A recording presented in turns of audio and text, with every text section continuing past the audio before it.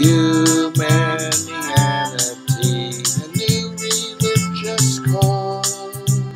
Humanianity, religion for us all.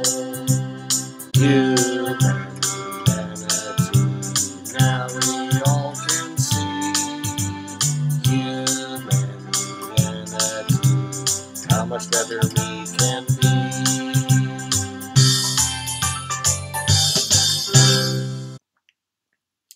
Hi, I'm Bill Van Fleet, and this is Humanianity Conversation number 17, recorded on March 29th, 2019. It's the fifth recorded conversation with my friend Steve Rast. We had a really terrible internet connection with several interruptions and finally an early conclusion to our discussion. We first talked about the possible value of the concept of our basic hominid nature in the development of our basic ethical philosophies. And then we talked about the concept of the self and its relationship to various meditation procedures, as well as understanding what meditation consists of and what its possible value is. Steve has had much experience with it, and I've had essentially none, so I try to understand it in terms that have meaning for me, whereas he understands it in terms that have meaning for him. One of the values of meditation seems to be a reduced negative reaction to things, leading to a much better quality of life for self and others. Okay, I can see you now. That was good. Only 8 minutes. We're getting better. Yes. All in good time. Patience is what life is all about. Yes. So anyway, So, what shall we talk about? Yeah, well, you said it was an interesting discussion Tuesday. I was wondering what aspect of it was most interesting, or well, I think you and the person you were talking with is I think you're sort of saying the same thing. It's just that the words are different, maybe somewhat. That's what I gather. About what issue?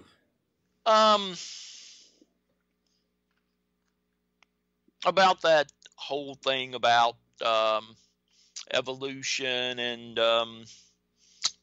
mindset, human nature, that sort of thing. I think that I think, I don't want to put words into his mouth, but I think he would probably agree that human beings have evolved from within animal nature. So animal nature is a given. So we're all animals, yes, but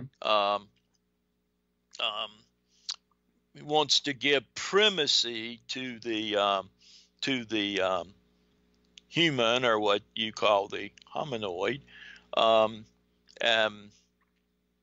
which you do too, because of language. And of course, with language, then we can develop logic and have better means of communication, that sort of thing. So I think I think a lot of our philosophical disagreements are more in the way of language. As I said the other night, you can have a thought and it seems pretty clear, and then you try to put that thought into words, and the first thing is you've only got a certain number of words. You don't have an infinite number of words.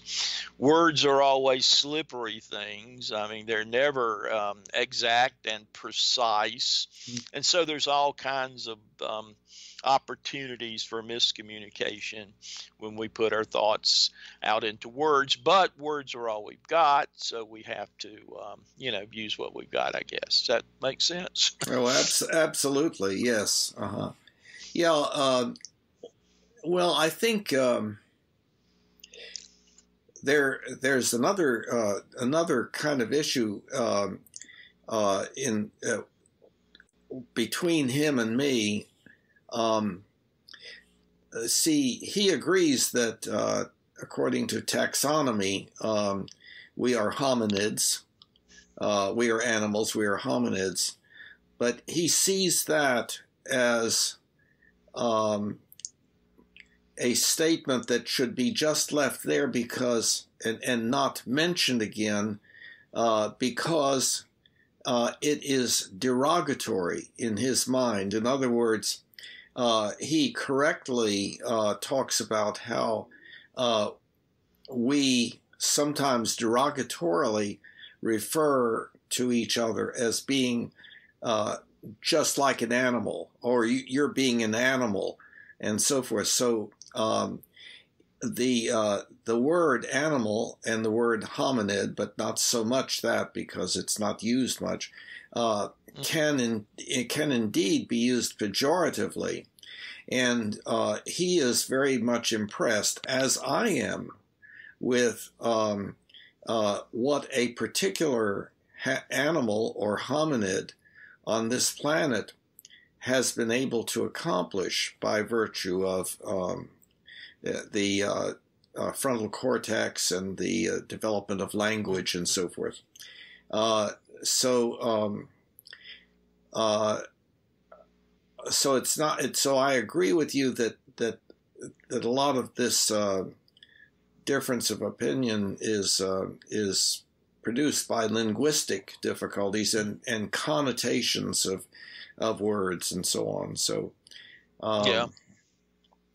but and see, I don't look derogatorily at animals. I think that's a wonderful development that has occurred on this planet, and I'm glad to be one of them and so forth.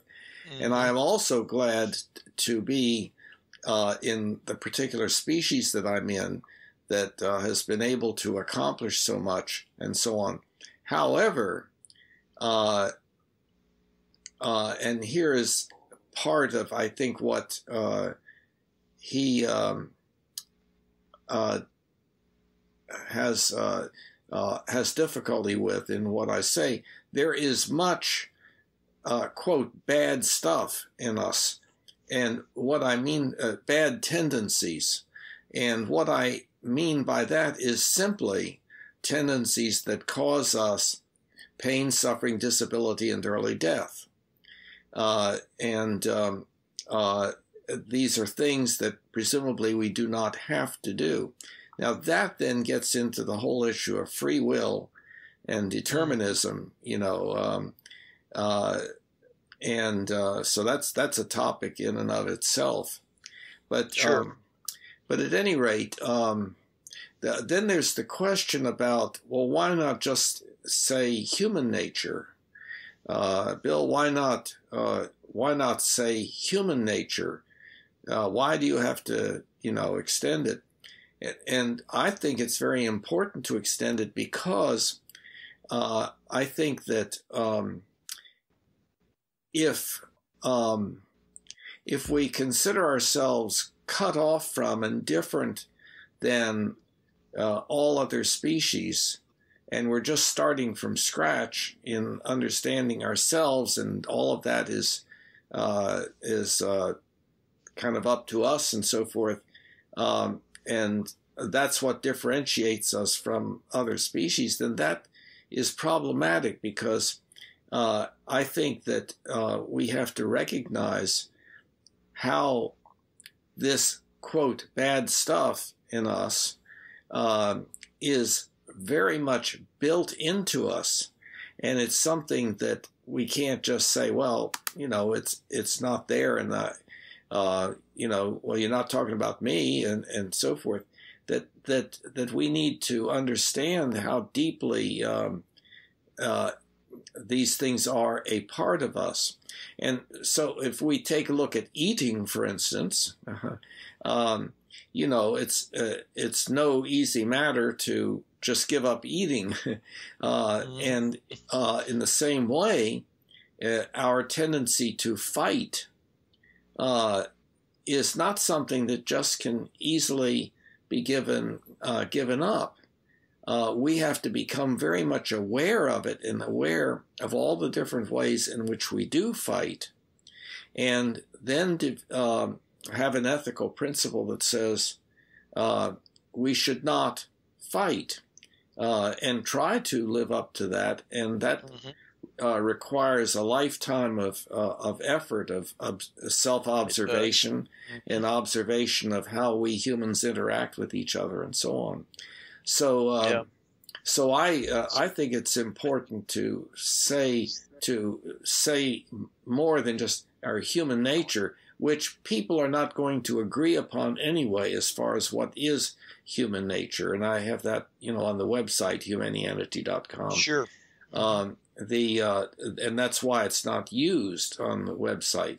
But basic hominid nature is used specifically to indicate, look, we have a really big task to accomplish if we want to live in a far better way than we have ever lived so far.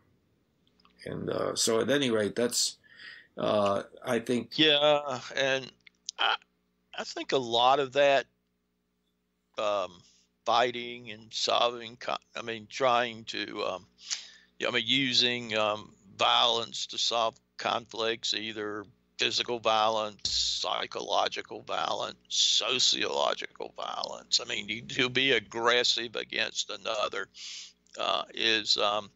has a part to do with our ego, and I think what most religions say is that we don't really find happiness and contentment until we, number one, develop an ego, a self, and then be able to give that up in some way. Different religions say that in different ways, but because you can't give up something you don't have, I guess. And so it's the ego is important. It's important to develop that, but as we grow and mature, I think it's important to again, in knowing oneself, like Socrates said, to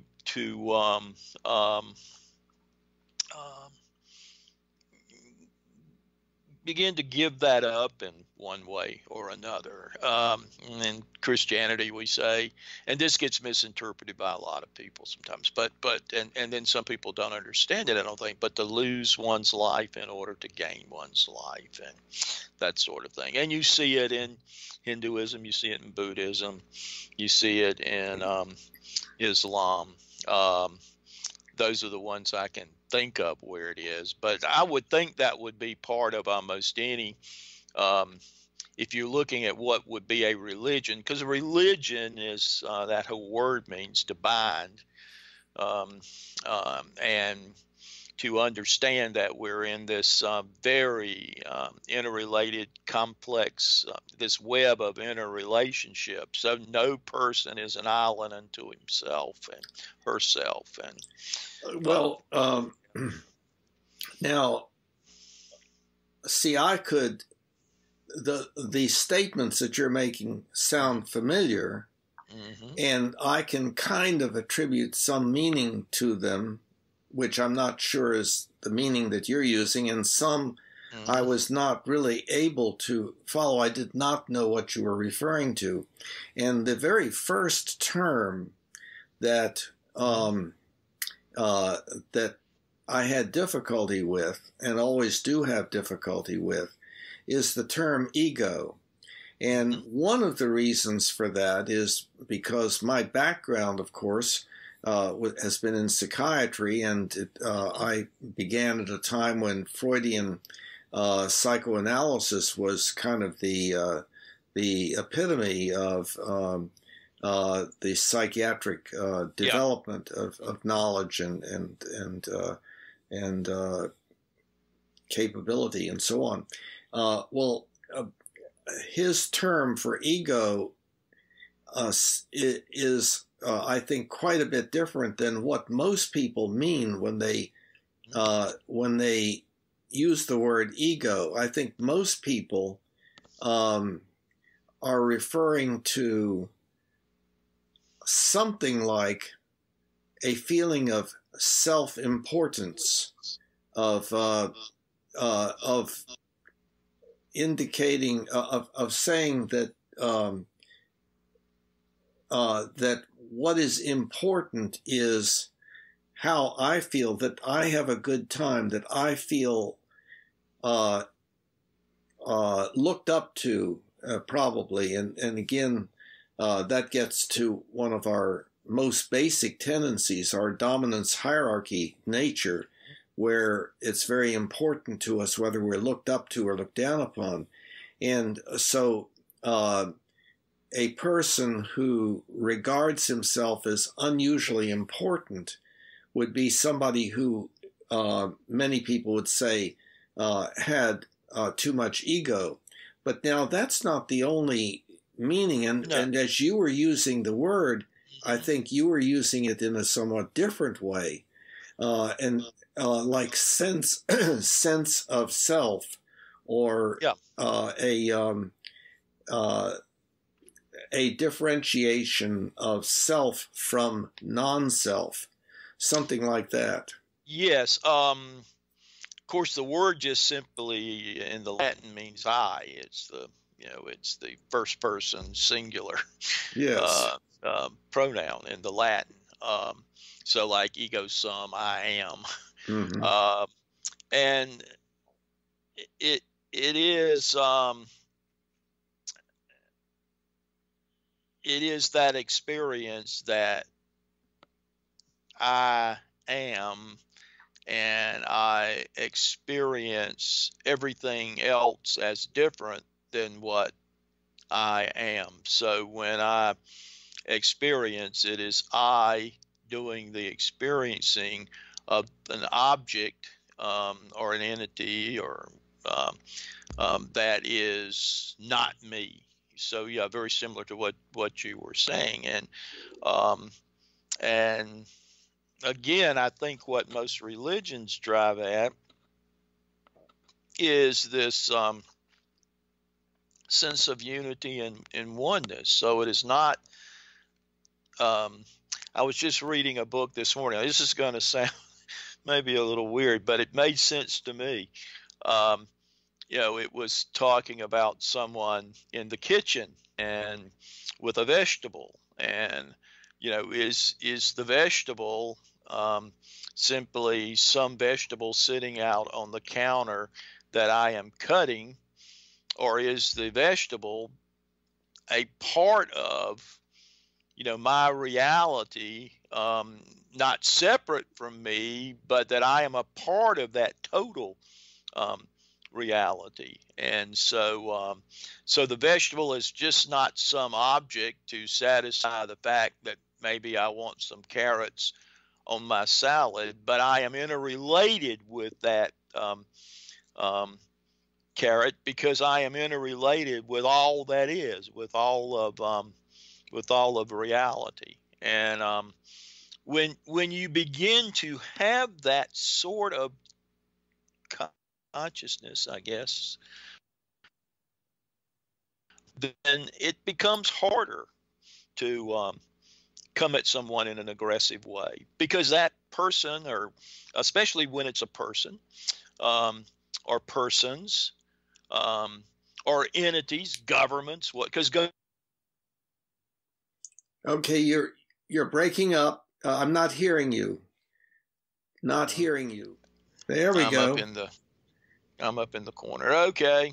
Yeah, great. We're back. We're back. Now, where were we? Ego. Okay, so yeah. Talking to vegetables, as I remember. Yeah.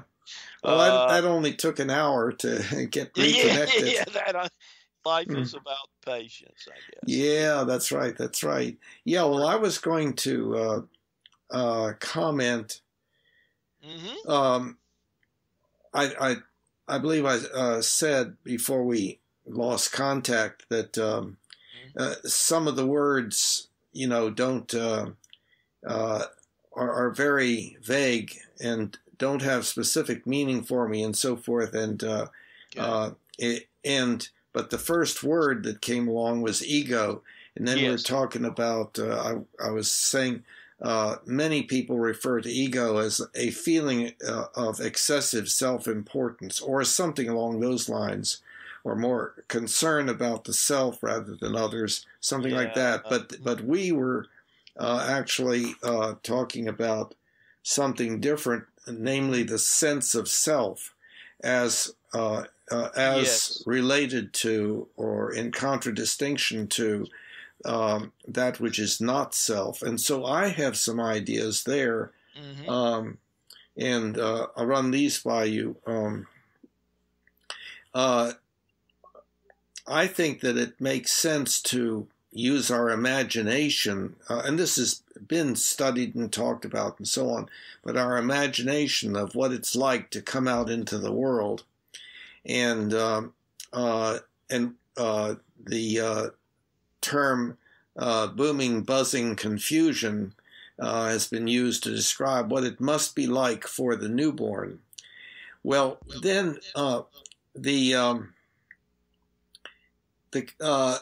what we can assume, I think, is that certain things occur in that infant's experience together. In other words, when one thing occurs, the other thing occurs, so that every time one thing occurs, then that other thing seems to occur.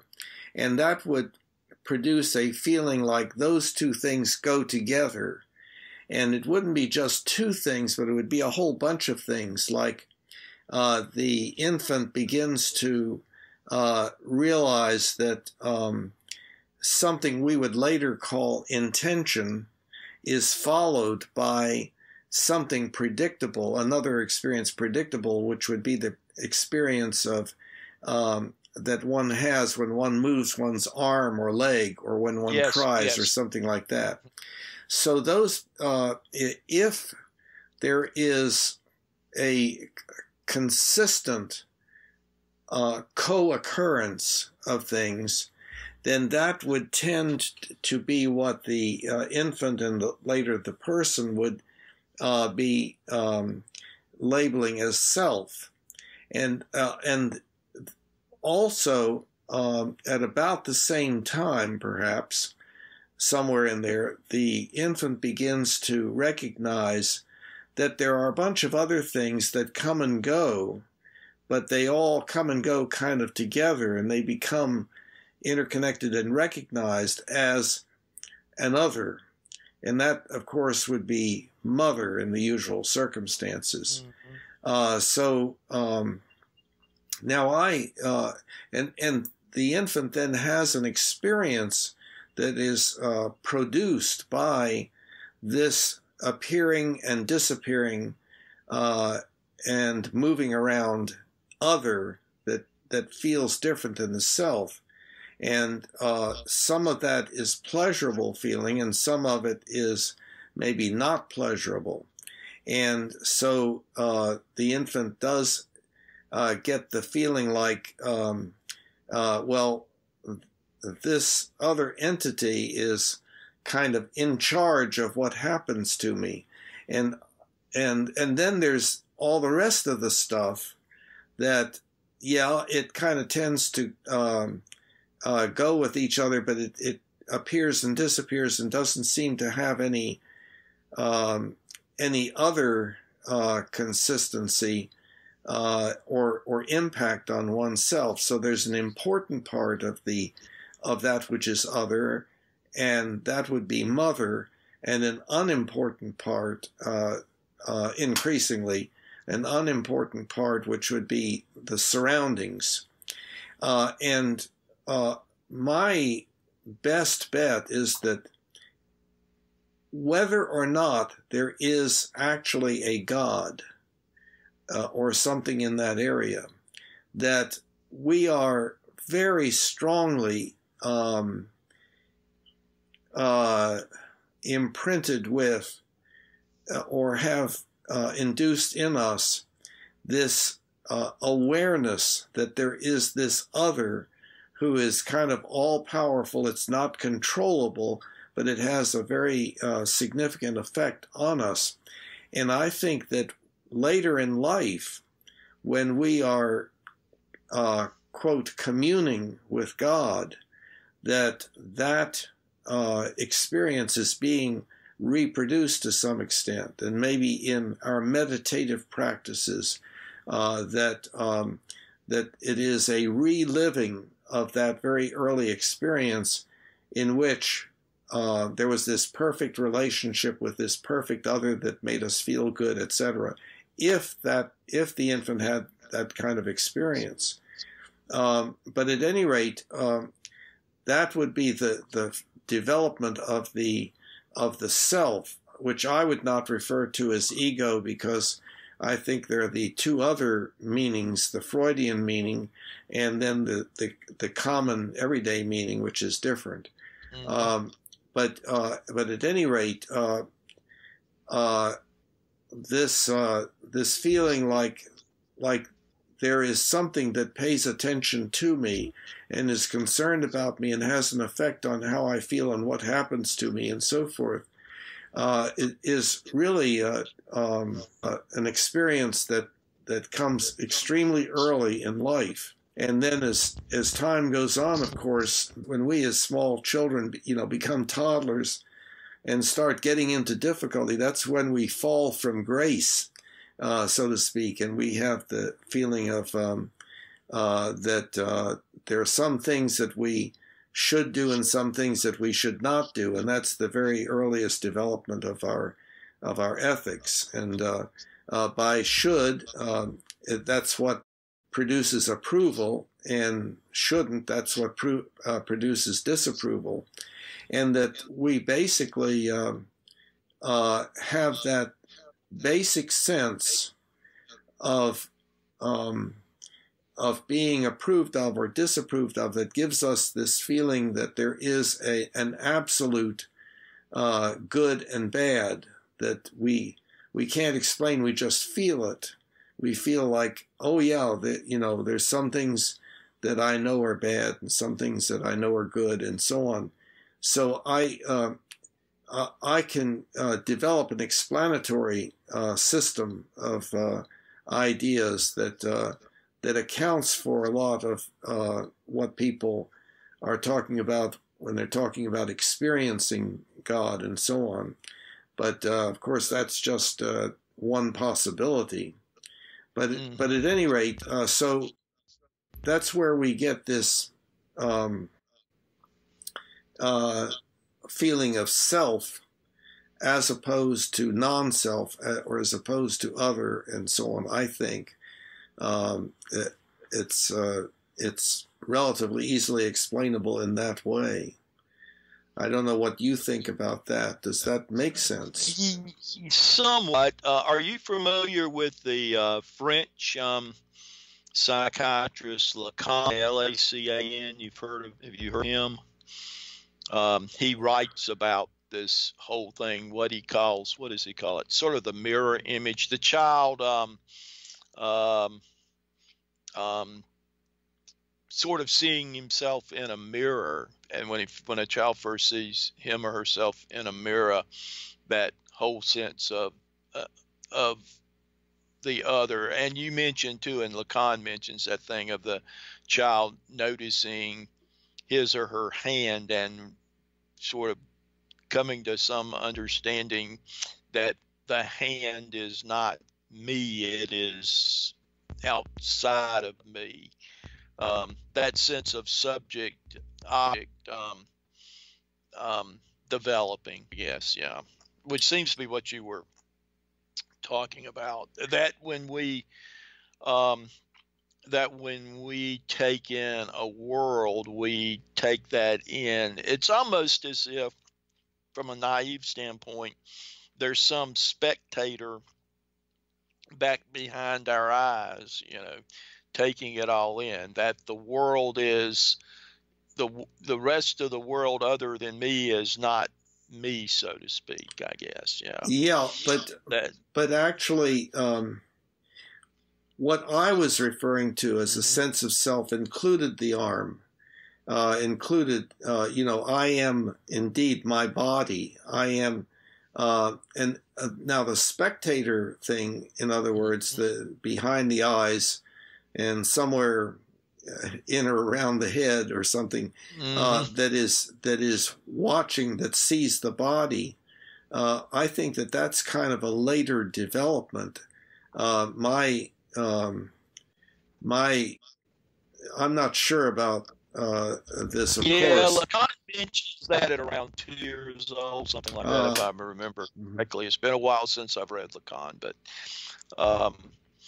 but yeah, that is a later thing. That thing being, but that over time, Lacan would say the perceiving self, I guess, becomes separated in a way from that which the self is perceiving, I guess. Yeah, or that's the experience, that he's trying, I guess, to write about. That it's like I am the perceiver, and these things outside of me I'm perceiving. So we never have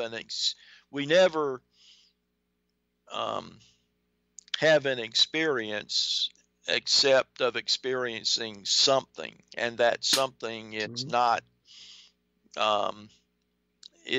me, the one who is perceiving, I guess. Yeah. And getting it sort of back to where most religions, at least that I'm familiar with, write about, is that there is this this experience that it is me, and then there's that which I experience, but at some deeper level. And there, at least in English, the words translated it's not usually ego, but it is usually self, and that there is sort of the, for lack of a better term, the empirical self, but there is a deeper self, which through religious disciplines and other things one can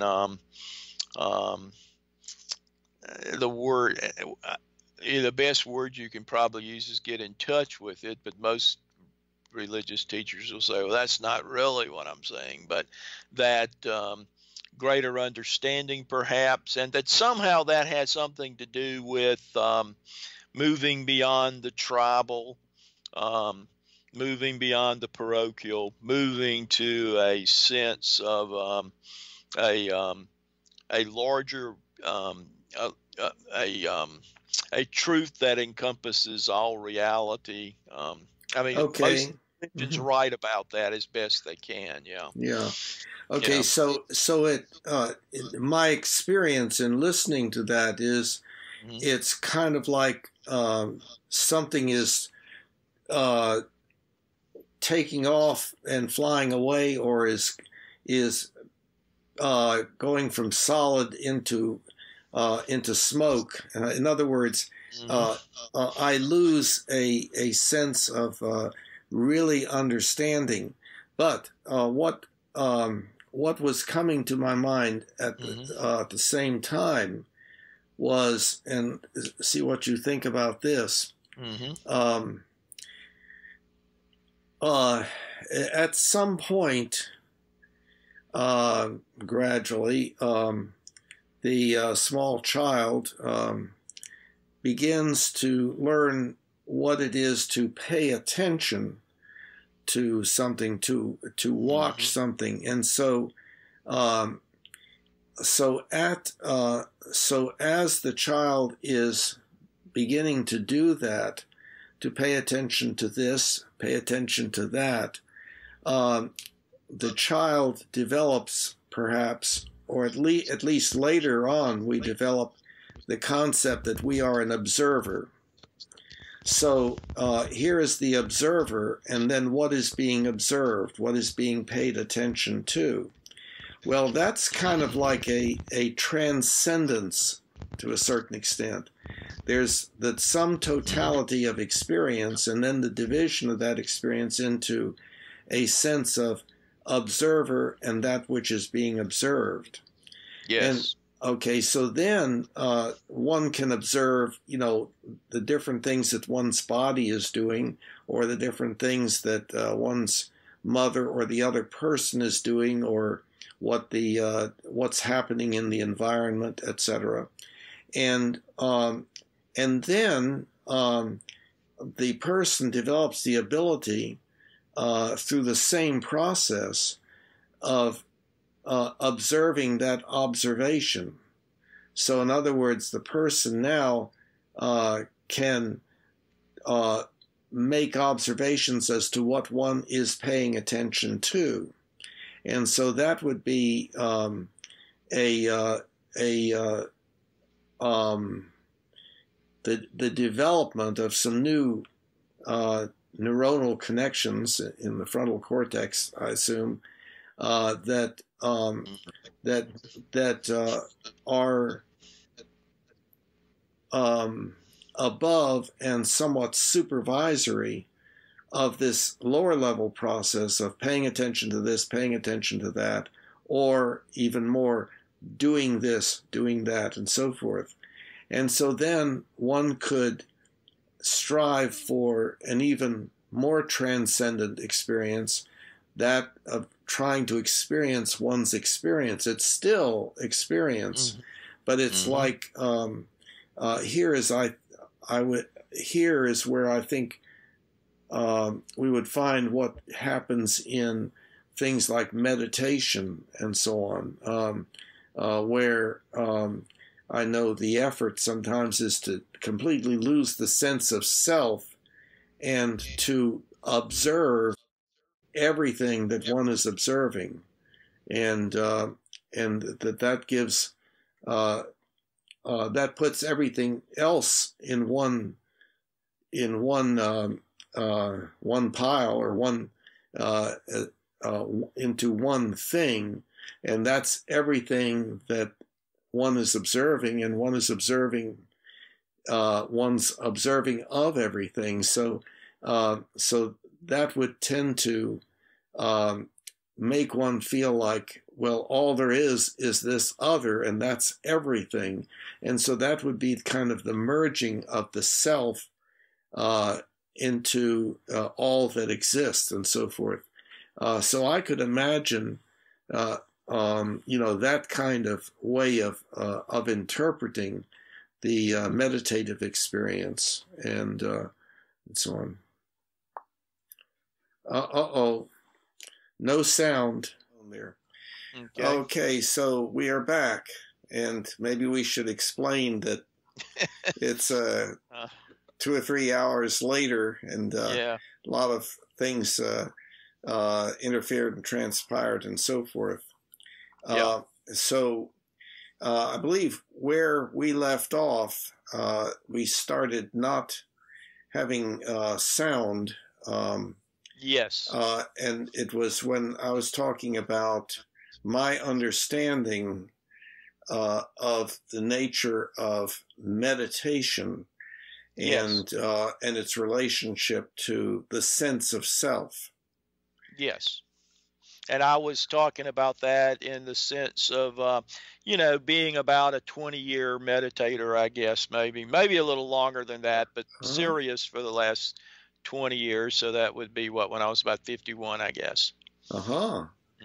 Okay, so daily meditation. Well, let's see. And I have not had that experience. So I guess there'd be a number of questions. One, I know that I understand there are different kinds of meditation, so I would need to know what kind it was, or what you did, but also what has happened and what you consider to be the value of it. Okay. I guess I began with what would sort of generically be called Christian contemplative prayer, where you either sit, you can kneel. There are different ways of doing it.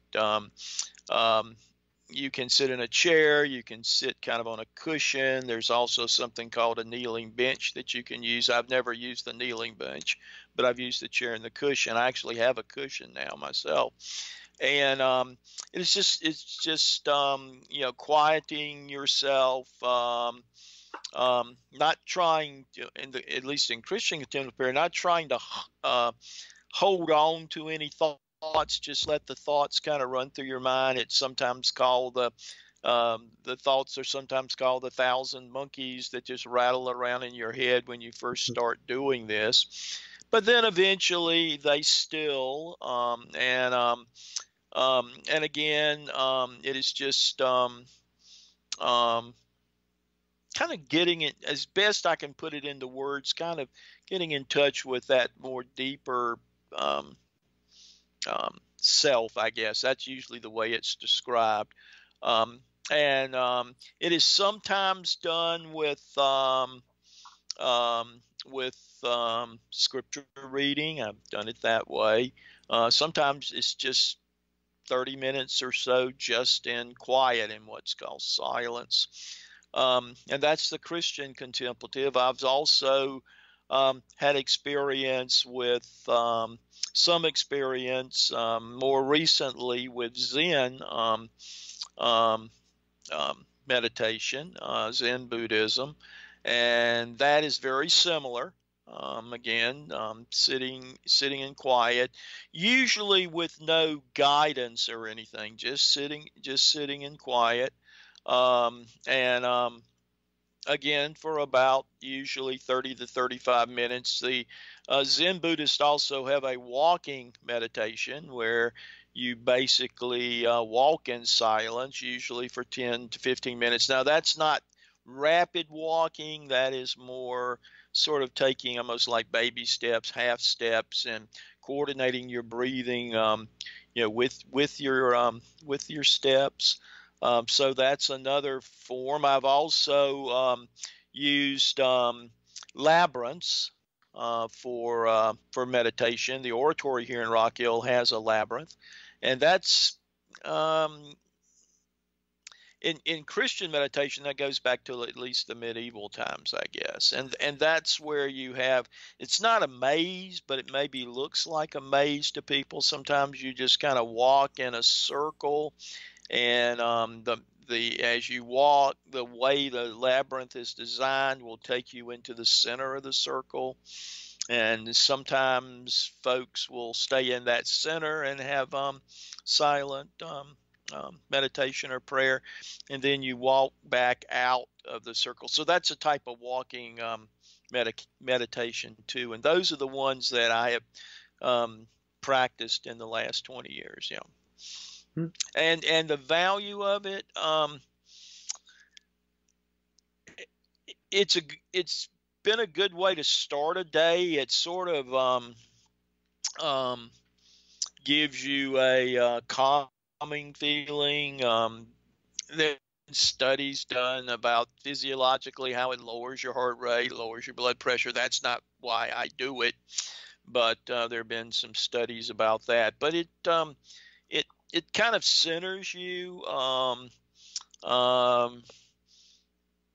Life is always going to bring you a lot, usually day by day, and I think it has helped me in not burning out quite as much as I did in my earlier years. So I think that has it has helped me in that respect. It has also made me. Wait, can I interrupt you? So sure. It sounds like what you are talking about is what I would describe as a reduced intensity of reaction to events that are significant, especially in a negative sense. So, in other words, if something bad has happened and it has left me with some bad feeling, then the intensity of the bad feeling would become much, much less, or perhaps even go away by virtue of the process that you're referring to. I think, I'm not sure whether Yeah, does that sound right? that is looking at it much more sort of pragmatically, I guess, and Mm-hmm. that's not the way I've looked at it, although I think that has been a side effect. Um, I don't particularly meditate to get any particular feeling, I guess. I just see it as a discipline that's been very good for my life, especially in the way I look at this whole thing of ethics, and that's what we are talking about a lot. It, I have, and you can say, well, did that cause it, or was there something? I don't know. I mean, you could maybe come to other things, but it's given me much more of a universal um, a, approach. In other words, to look at people and look at the world much more in a more unified way, I guess. In other words, getting a little bit beyond that tribal um, attitude that maybe I had some in my earlier years and that sort of thing. Able to better empathize with folk, not as apt to snap off at somebody as maybe I would have 20, no, well, not even 20, maybe 30, well, in my 20s, maybe. Mm-hmm. Not as much anger. I Yeah. think when you don't have the anger, then you don't have the conflict. Yeah, and I agree that Yeah. anger is my current hypothesis is that anger is always has a negative response. Now, most people will not say that. They'll say, "Oh, anger motivates you to solve problems or to take action and so forth." But I have a different idea about that. But leaving that aside, I gather that the meditation process is one where as you develop this more transcendent awareness of what is going on in your mind, you develop some degree of supervision over it. And so therefore, you can, this higher level self can say, okay, give that up, stop reacting, stop having anger toward that person. That's not that important, and there might be there might be various rationales for giving up the anger toward the person. Sure. But it's that this during the process of meditation, you're increasingly developing a higher level of observing part that has some ability to supervise and to modify the lower level things going on, such that that they become easier to control or to dismiss or to have a different reaction to. So it is developing control at a higher and higher level, and therefore, with a general ethical belief that I should be as little stressed as possible, because stress has bad effects. That ethical principle, the motivational state, the ethical sense that goes with it, is able to compete with whatever that is, that anger, let's say, and inhibit it, and also to there's some kind of process of looking at it in a different way, possibly, or that could be present and maybe not. But looking at whatever happened in a different way, such as to reduce the anger. And what occurs to me there is the movement from judgmental to understanding. In other words, like I've said before, that I feel sorry for Hitler because I see him as being a victim of all the circumstances in his life that led him into that position of being being very despised by so many people and having an ultimately pretty bad death and so forth. And he did not ask to become that kind of person when he was a toddler, no. And so he was kind of, by virtue of the bad stuff in us, hominids, where we struggle for dominance and have our tribalism and everything, he got put into that position, and it felt great to him, up to a certain point and so on. So because of taking a more understanding approach, then that reduces the anger. The judgmental approach that we can take is how dare the person do it, and they didn't have to do that, but they did it anyway, and so we should get revenge on them, we should punish them, make them suffer, make them pay, etc.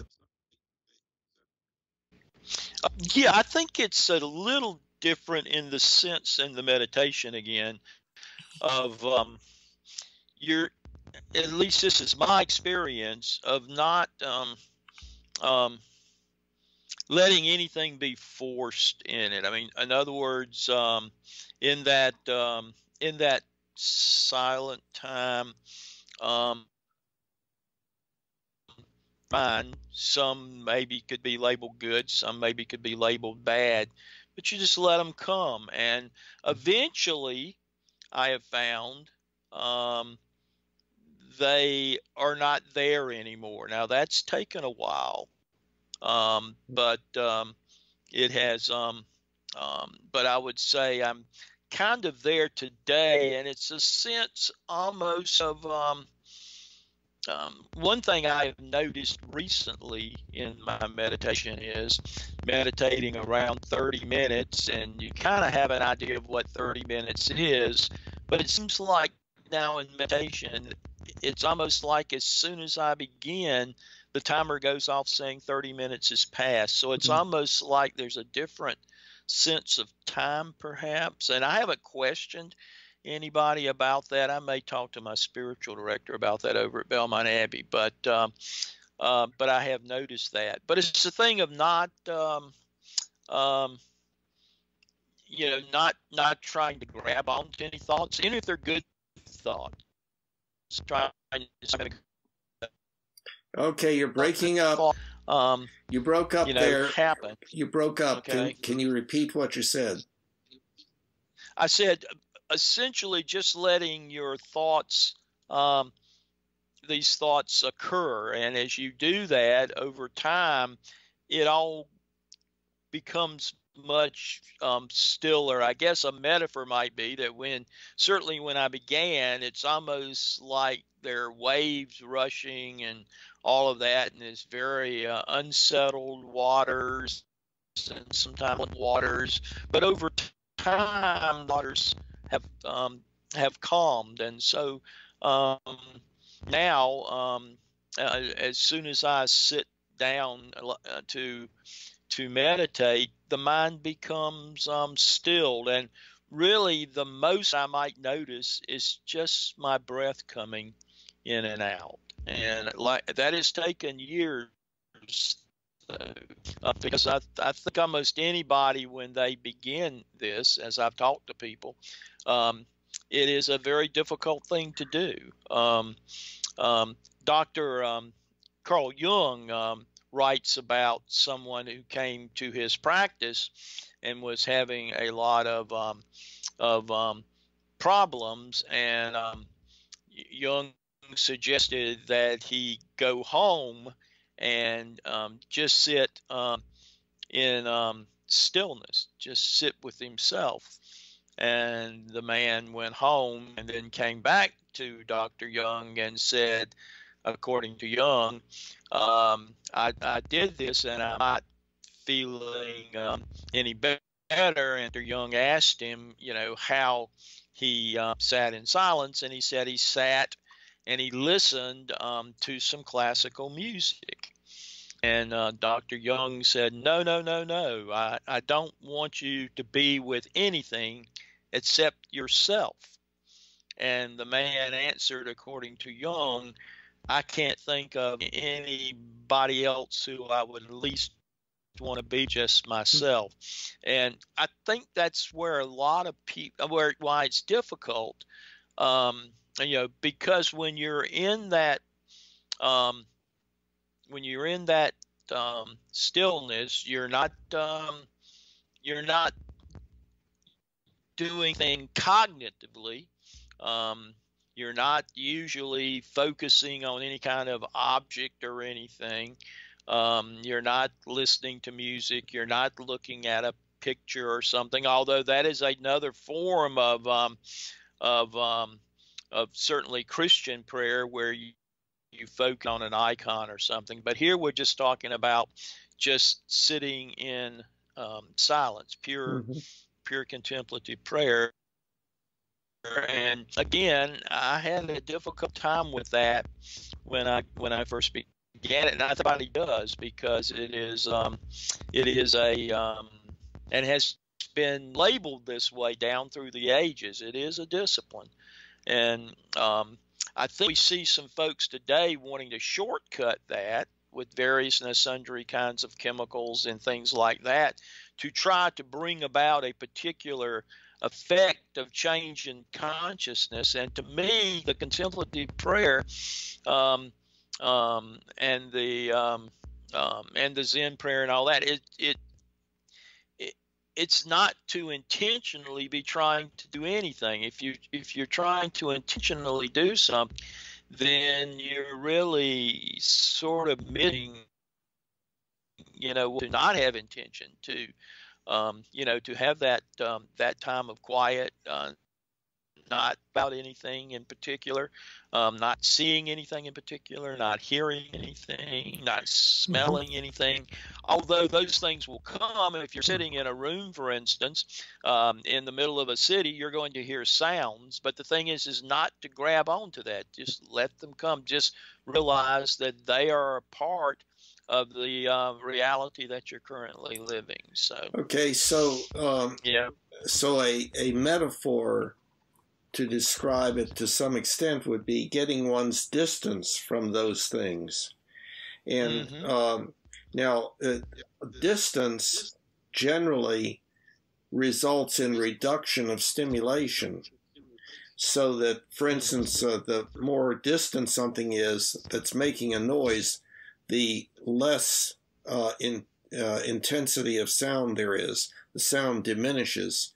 And so if one is internally getting distance from those things, it is like viewing them from an increasing distance, and therefore the impact of them is less. So if an anger producing memory keeps coming about, getting one's distance from it would mean that there would be less stimulation from the frontal cortex or memory centers on the lower level centers of the brain, the amygdala, and so on.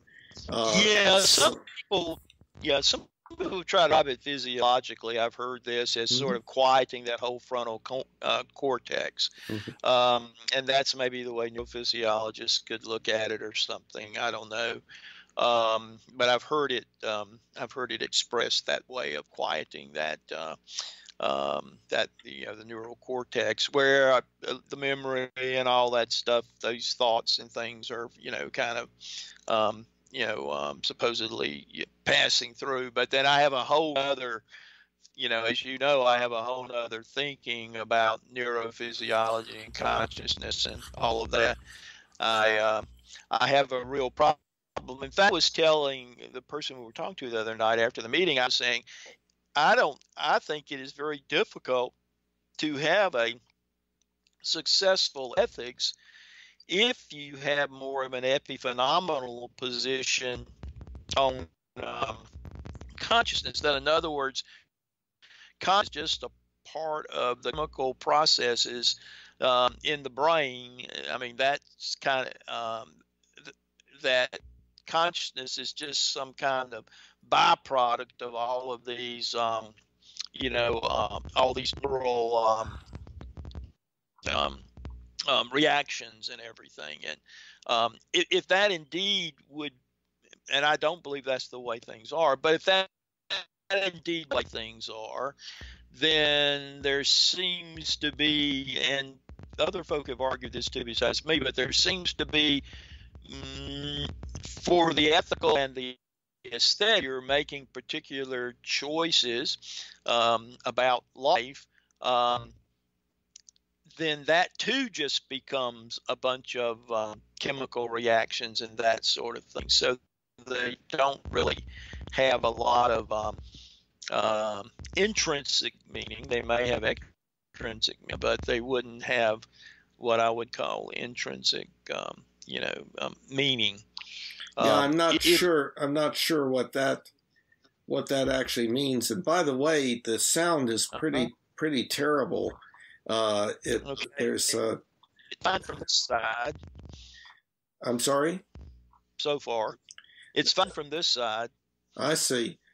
So, yeah, the last thing that you were saying, I did not understand exactly what you were talking about.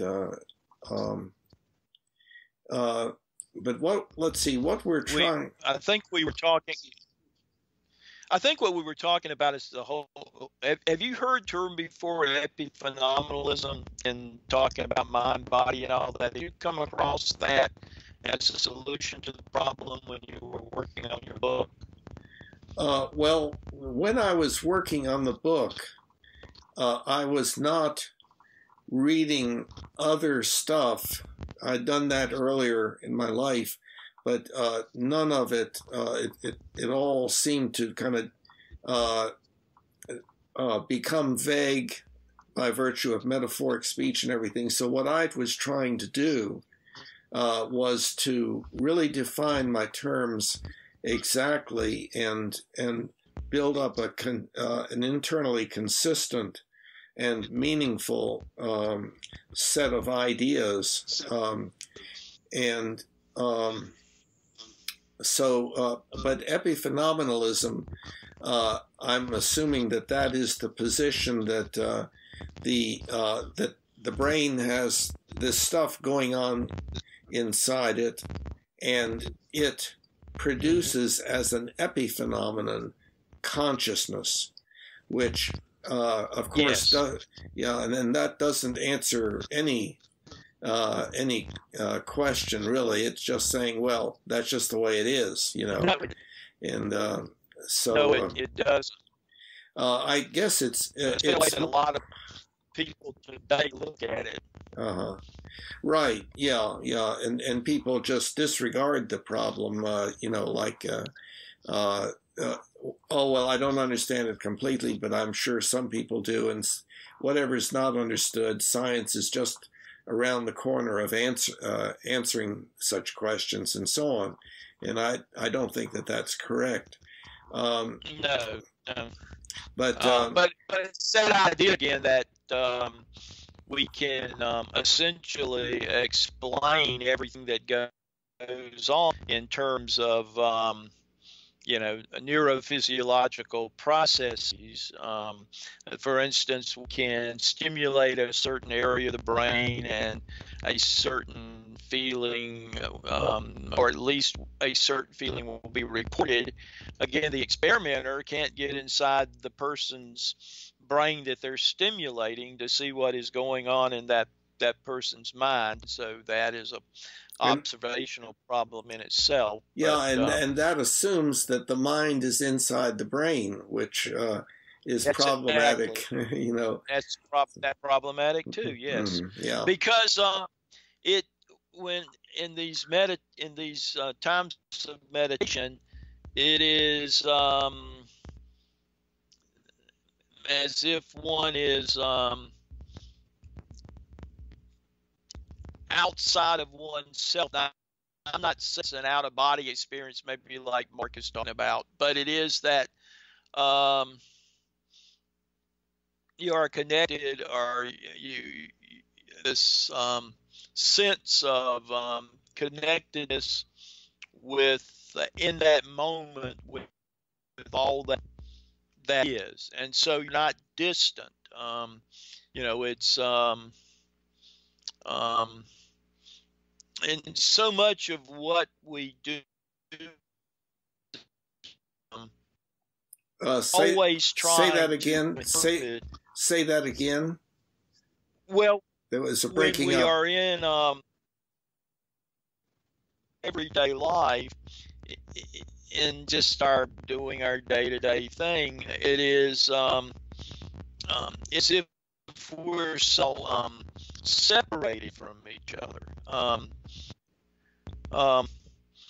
But yeah, this feeling of people, but the implications of that connectedness, if one, kind of push that to its logical conclusion, is that it's not that I'm just connected to you, but it is that I'm connected to all that is, and certainly from the standpoint of humans, when I injure another through my words or through I'm really injuring myself, because I am not an island unto myself.